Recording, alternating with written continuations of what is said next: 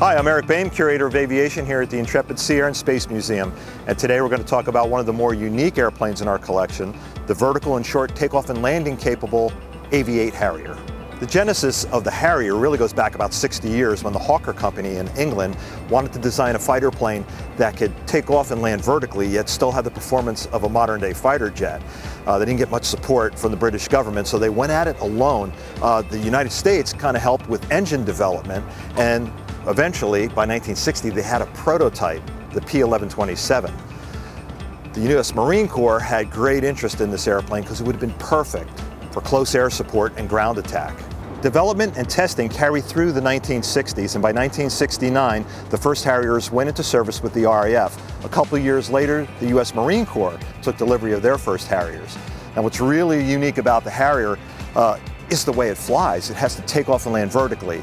And so there's a couple of systems on this airplane that are very unique. The first one is the ducted jets.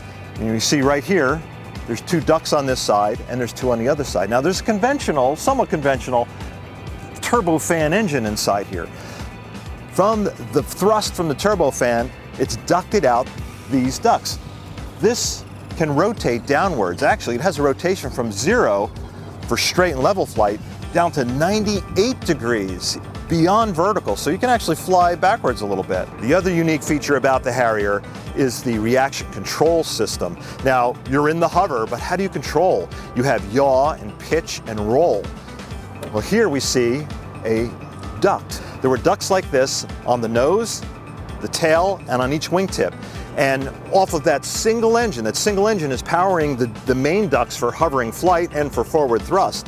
But tapped off of that to the wingtips, the nose, and the tail is the reaction control system. And the pilot was able to control little puffs in order to give him full 3-axis control.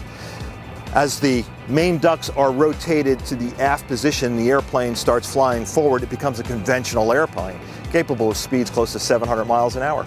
The newer version of the Harrier, the AV-8B, is still in service with the U.S. Marine Corps, but is destined to be replaced by the newest fighter in the U.S. arsenal, the F-35. For more behind-the-scenes videos, visit intrepidmuseum.org.